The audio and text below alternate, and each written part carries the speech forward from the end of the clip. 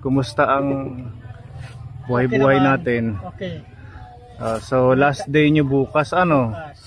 Tapos back to ano na naman? Back to comprehensive na ako magtitinda. Mag-ano na ako pag-ihimap sugahin. Oo, sa may high school, doon ka na lang maglipat pag natapos dito. Ayusin ko lang doon pa ng lamisa ko at lamisa. Ayusin ko lang doon. Para makapagtinda na naman ako doon. Basta tuloy-tuloy lang kahit paunti-unti na kita at saka tubo. Opo. Mahalaga meron kayong araw-araw na pumapasok na pera, di ba Ate Ruby? Yun ang mahalaga. So, kahapon nakamagkano kayo? Bigta namin kahapon, 1,800. Opo. Very good. Ngayong araw? Ngayon hindi pa, nandito pa. Hindi pa namin nabilang. Nandyan pa. Diba? Malaking tulong yung ano, pagtitinda-tinda. Ko yung bigta namin ngayon. Wow. Listo. Meron silang waffle. Ayan, nagluluto si Kuya Alan ng waffle. Tapos may mga ano siya dito. Masarap na mga paninda. Siguro pang ano to, full pack na, pang dinner ano. Opo. May kanin, may pansit, may tinapay. Tapos mayroon siyang mga biskuit. Ayan, kandila. Ito naman yung kandila niya. Mabenta ang kandila, Kuya Alan, ano? Opo. Yan na lang yun natira. Yung kanina marami yung kandila ko. Bininta ko ron. Binako ko.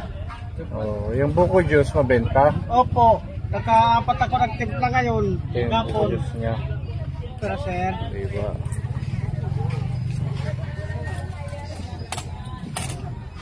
Ano oras kayo magsasara ngayon? Hindi naman kasi nagsisiuwian na. Nagsisiuwian na sila.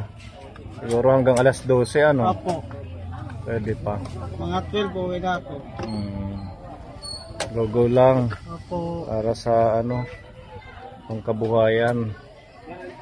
Ayan, salamat po sa mga nagbigay ng blessing sa kanila. Ayan, nakakapagtinda na si Kuya Alan at saka si Ate May. Actually ano na to mag-alas 10 na ano. Oh, meron na mag-alas. Madami pa ring tao. Oo. Mag-alas 11 na? Oo, 10:25 na po. Siguro mga alas 12 may mga konti bibili pa dyan ano. Opo, magliligpit na ako mamaya-maya. Okay, sige Kuya Alan, good luck bukas, last day. Last day.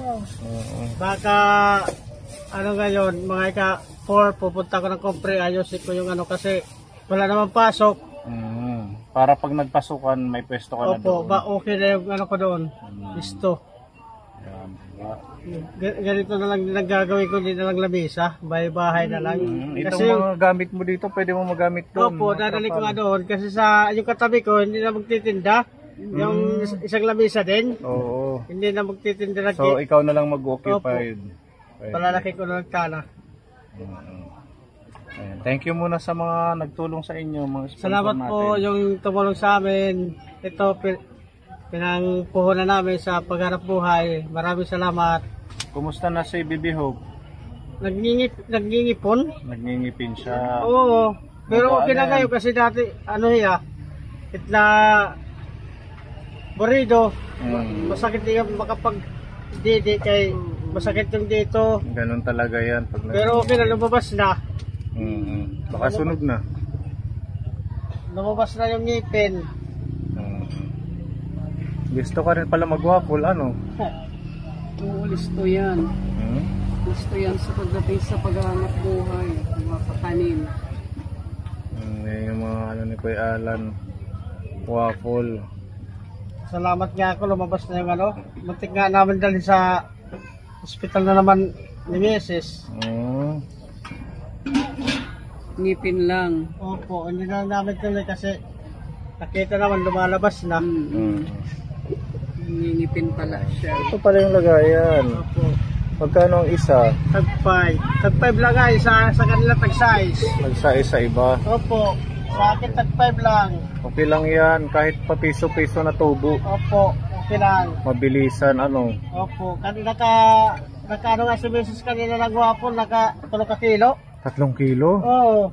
Grabe, ang dami ano. Galing kaninang umaga. Ayan, di ba? O sige, kasi dumaan lang kami, galing kami dito sa nanay namin. Oo, sige, bukas galingan sa pagtitinda ha. Thank you naman. Sige, bye-bye. Salamat. Okay. Nag-sponsor at pandegosyo.